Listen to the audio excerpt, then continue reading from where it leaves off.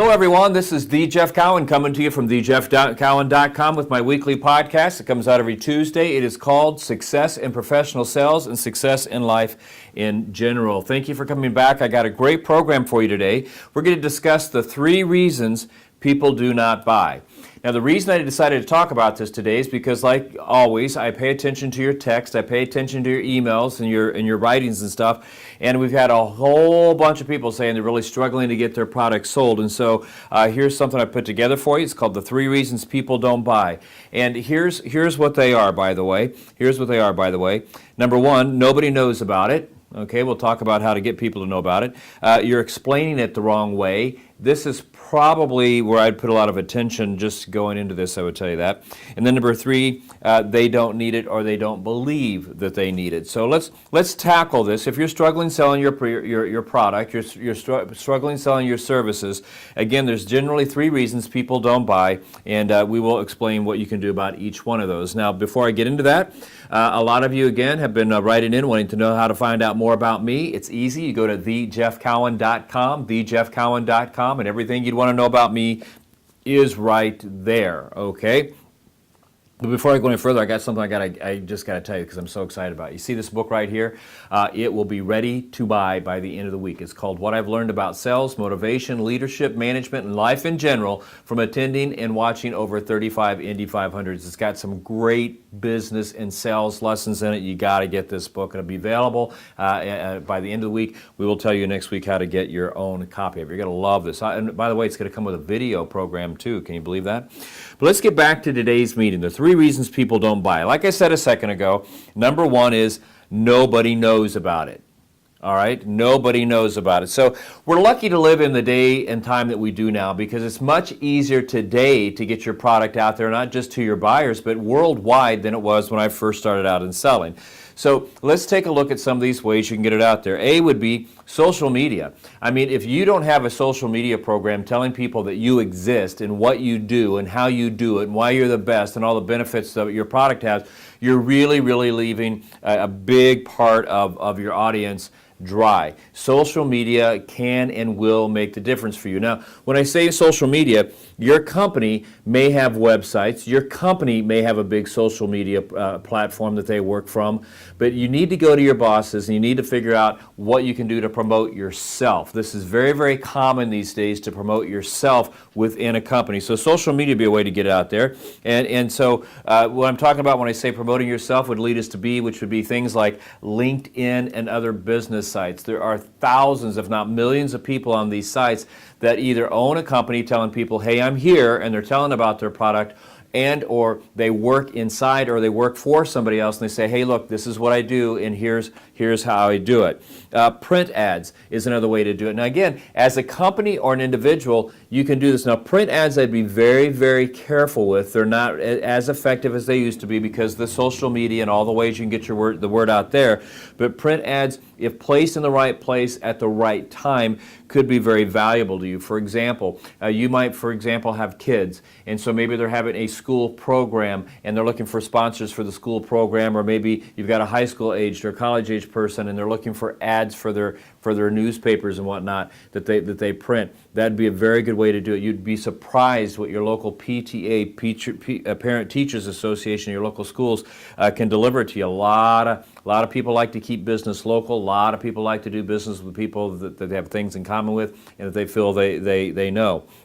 Obviously, if we're going to take a look at print ads as letter C, then D would be online ads. Now, something here, okay, that I want to caution you on is just because it's online, it doesn't necessarily mean that people are going to see it and buy your product. So again, this is something you're going to need to do a lot of research with, but research where your target audience is and get some help with this. Do a lot of research on this because I've spent literally thousands of dollars trying to figure this out myself in the past, having ads all over the place, and you think they're in the right place because, boy, I go there, and I know my family goes there, so I'm going to put my ads there, but at the end of the day, way maybe your audience or the people you're trying to reach doesn't go there. Online ads can generate tons and tons of interest and tons of sales if they're placed the right way and they're professionally look right.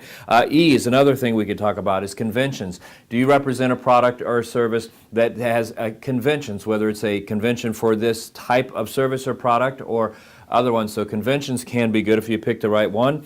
And then finally, if nobody knows about it, F would be to give speeches. I mean, take your presentation that you have for your product, clean it up, make sure it's sharp, make sure it's in focus, make sure it's concise, and make sure that it's well done. And offer yourself up for speeches at local events. Offer yourself up for speeches at conventions. Offer yourself up for speeches that you can film and you can use in social media.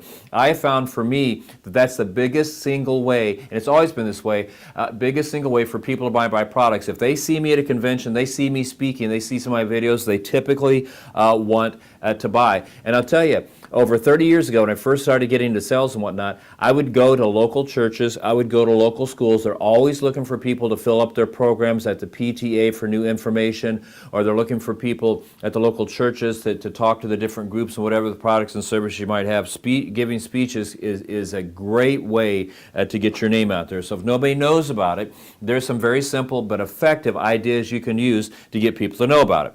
But let's move on here. I said there are 3 reasons people don't buy. Number 2 would be you're explaining it the wrong way. And you'll notice when I got into this, I said this is probably where I'd want to put most of my attention, because this is where I see so many salespeople fail. You know, people call in, people knock on the door, people write you, text you, email you, and they're interested in their product, and then you present it and they don't buy. Well, I've always said this. Some people think it's too harsh, but I really believe this.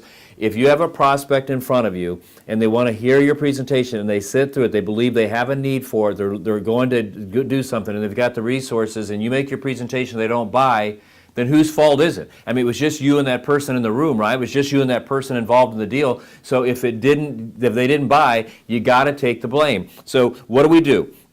Well, if you explain it the wrong way, number 1, or A, here's something that I believe as well. If you can't explain what you do or what your service is and what its benefits are in one sentence, you're likely to never be successful with that product. Again, if you can't explain what your product is, what it does, and what the benefits are in one sentence, you will not be successful. B, I would record, and I do this stuff all the time, record your presentation.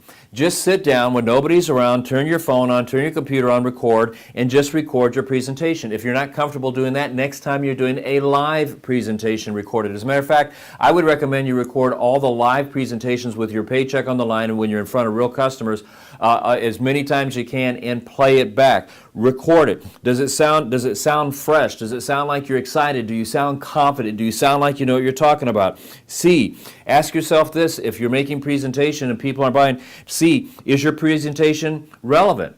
I mean, is it relevant to what their needs are? Now, when I say this, I'm going to jump ahead here just a little bit.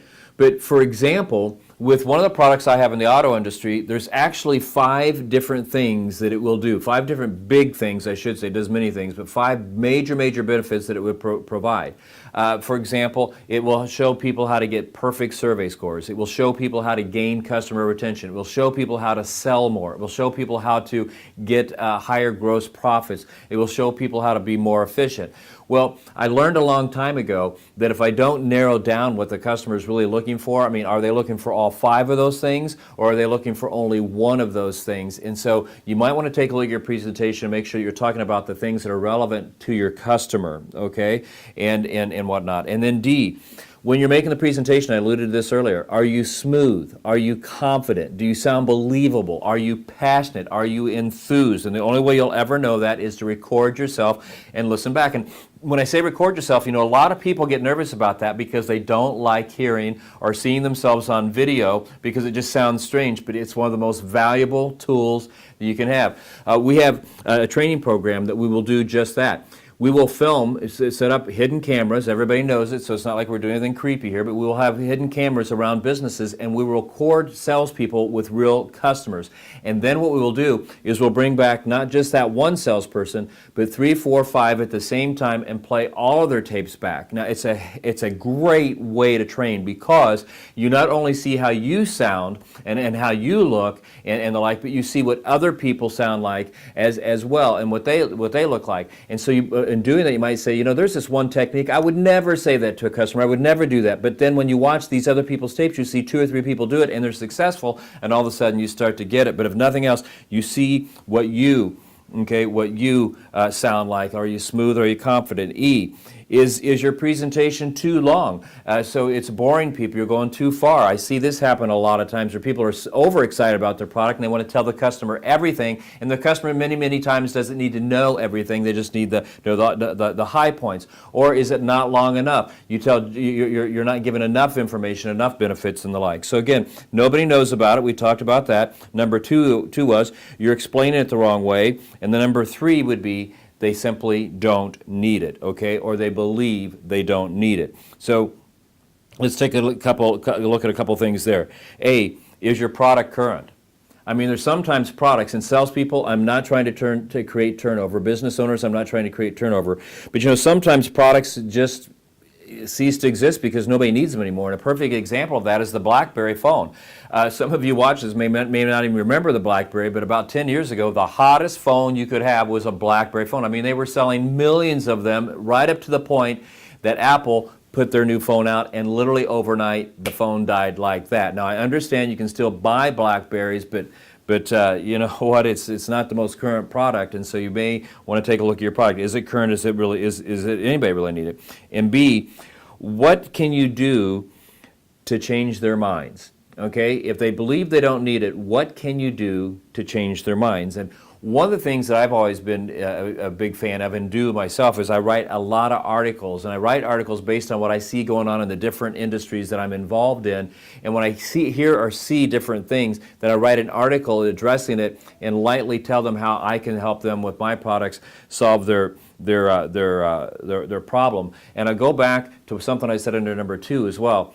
Sometimes what we'll see is a product comes out and the customers buy it for a certain reason. But then the reason, then they also discover that they need other things in their departments or for their businesses, and your product may deliver that. And so maybe you need to take a look at what it is that you're offering and see if it does different things. And it's like I said earlier, for many years, one of the products I had in the auto industry, I sold it as, this is going to increase your sales, and it did really well. And then all of a sudden there was a big push for a number of years to get better survey scores because nobody was really getting good survey scores. And I found that through our selling system that people that sold a lot actually had higher survey scores. So we slightly changed our focus for a little while and focused on how we could get the survey scores up, and the byproduct was you'll sell more. And that got some people thinking that maybe before they didn't need it because they didn't need sales, they needed survey scores. It got them thinking they did need it. And then as it shifted once again where it became customer retention was the big deal, then we started promoting how our product would get customer retention, and the byproducts were great survey scores and sales. But if we talked just about the sales, they weren't interested. But if we started bringing in the other benefits we knew they were looking for, it made them believe that they did need our product, when maybe just a day or so or a week before they didn't think they need us. All of a sudden, they do need us.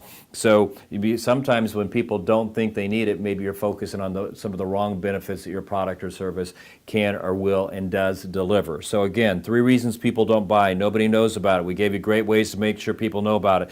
And by the way, when it comes to know about it, don't be afraid to pick up, I'm going to say it, the telephone and actually call people, but nobody knows about it, so we give you some great ways to get people out there familiar with your product. Number 2, you're explaining it the wrong way. This is where I see the biggest mistakes are. I mean, really take a look at your presentation. I got to tell you, I not only talk this, I walk it. I record myself all the time. I play it back to see if I'm being effective. And then number 3, they don't think they need it or they don't need it, and it's up to you to change their mind and make them see that they can actually benefit from using your product.